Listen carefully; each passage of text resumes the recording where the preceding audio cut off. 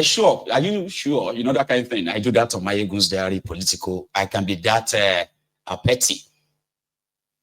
And most of them do come from Facebook. If you see them on YouTube, that is a Ronuku on YouTube, is an Abroadian Ronuku. The Olori Buruku that is loving Nigeria from abroad, simply because his own tribesman is the president, or directly and indirectly is getting something from it. But he will never live in Nigeria. No. Move his business there. No. Move his family there. So those ones, they do YouTube. But when you see those Ashiri, directly from the contraption, they are mostly on Facebook. Sorry, my friends on Facebook. No, I mean, you know, it's not like a direct stuff against you, okay? I'm just trying to tell you that whenever I want to know who is watching me, because on here, right, we seems to be like faceless. Nobody should feel offended for hearing whatever Mayegu is saying, because right here, I'd never come on to Mayegu's Diary Political to talk about you or talk about anybody. I don't come here and say, do you know there's one Alaja? I need to digress a bit, okay? I do that a while. I mean, I do that sometimes. So I'm sorry if you feel like, we might even continue what you are doing, leave this on. No, don't do that. I digress. I do that, okay? So imagine if I come here and I say, hey, my friends, there's one Alaja.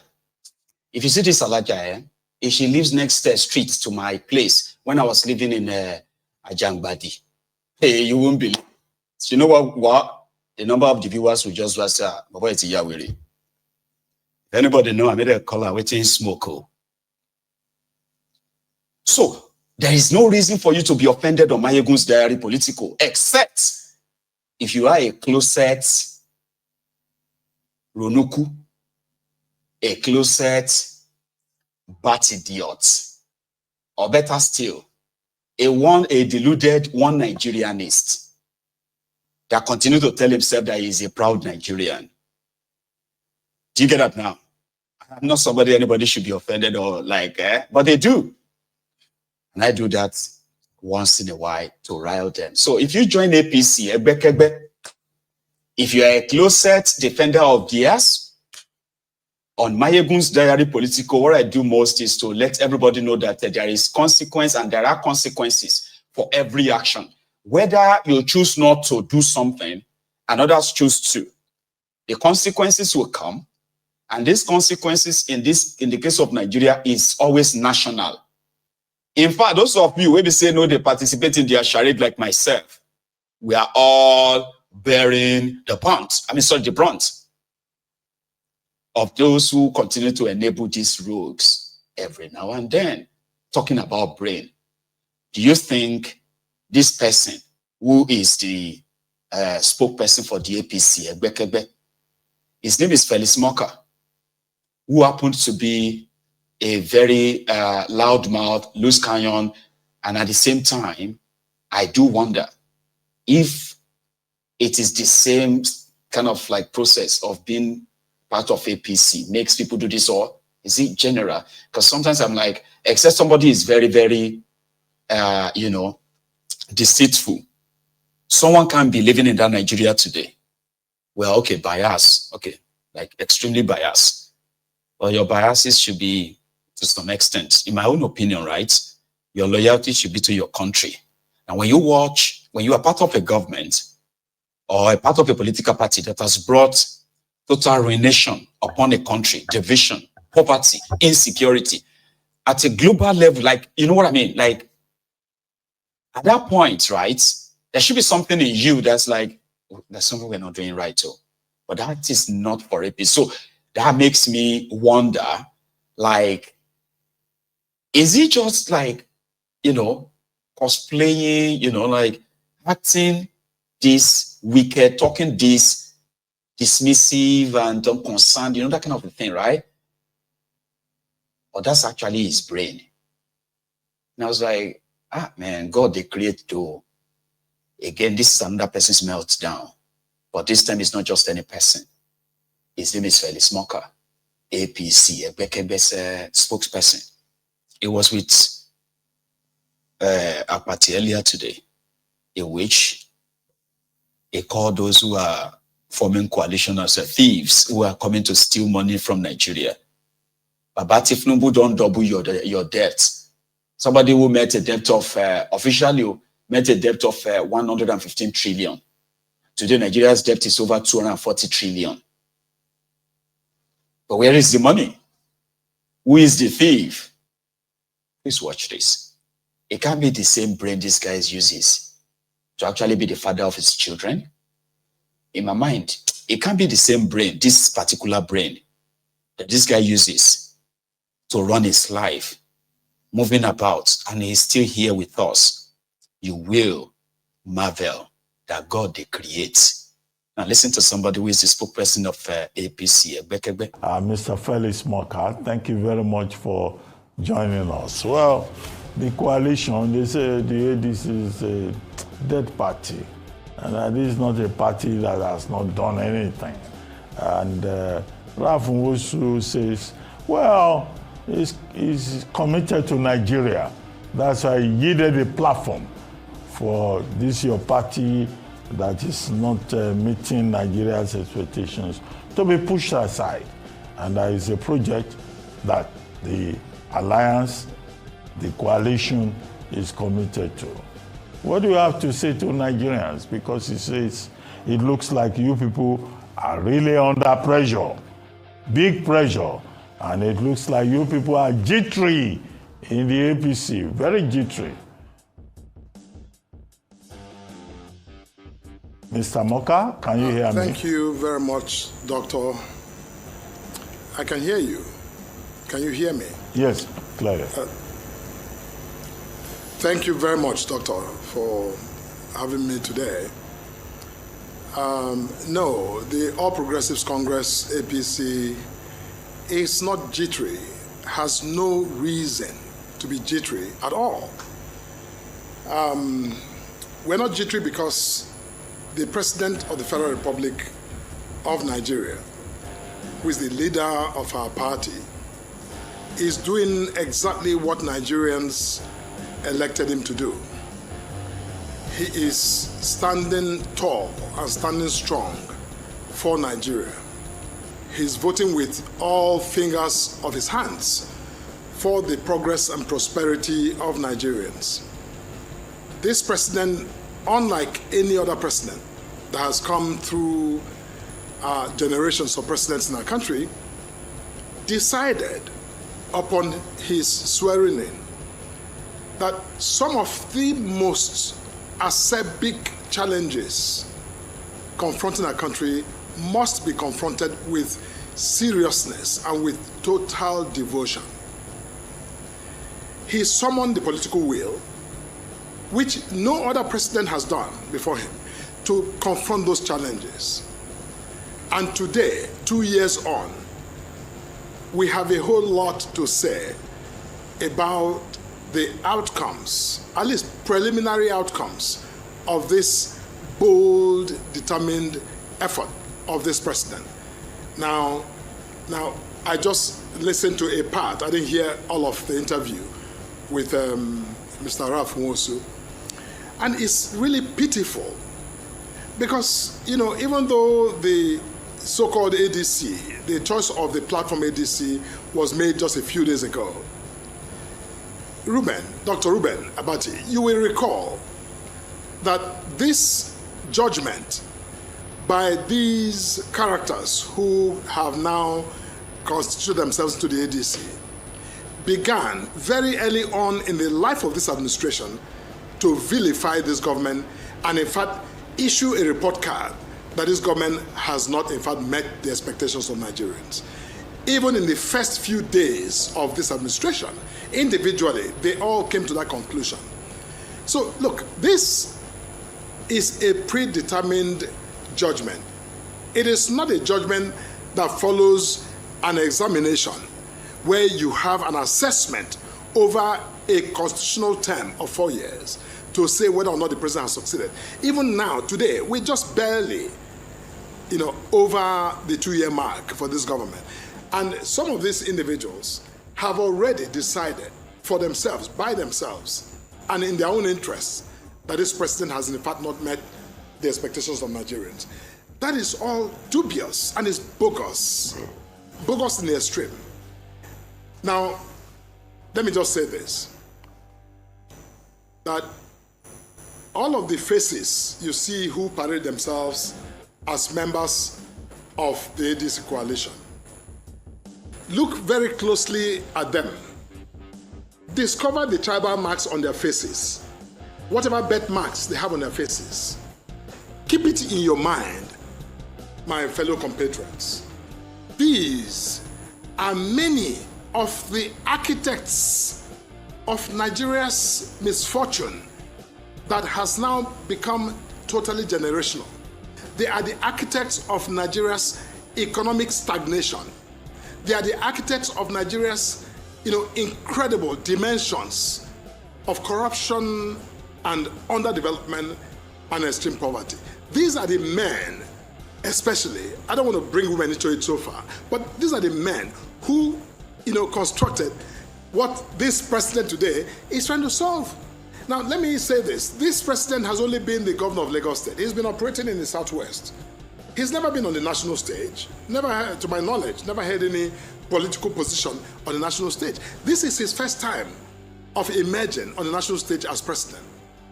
Yet, the people who have occupied and saturated the political stage nationally today dare to suggest that this president is the reason Nigeria is on its knees.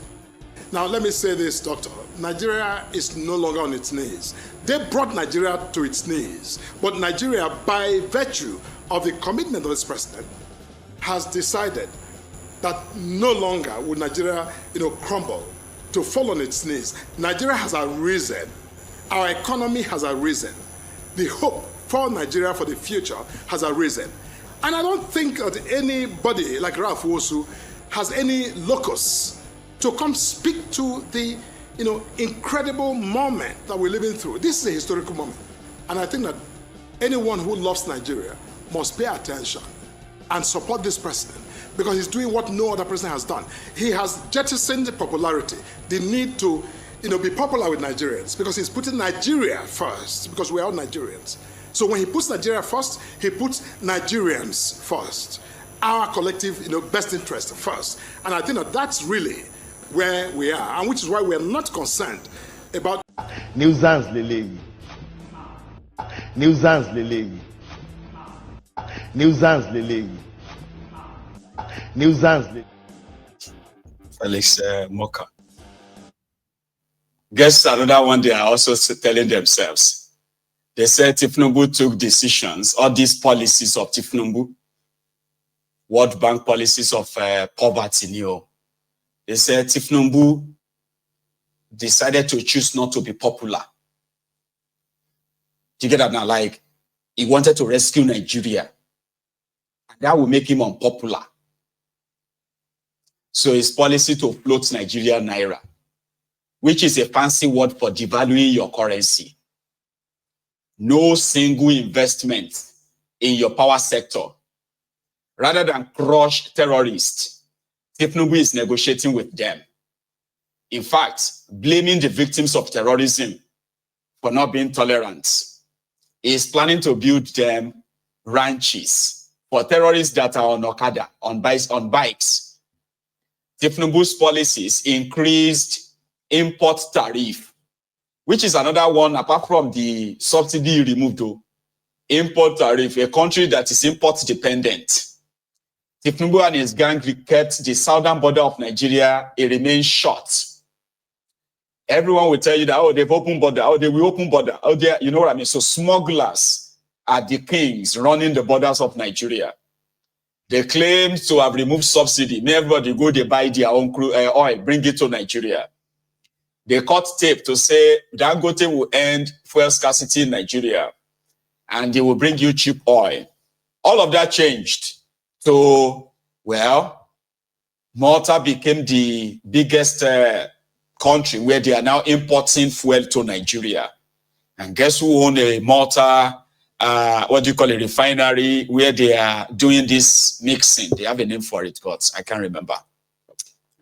Do you get that now? Bringing in adulterated petroleum product to Nigeria, sabotaging the same Dangote that was supposed to be getting crude oil 300,000 barrels of crude oil was supposed to be given to Dangote every day.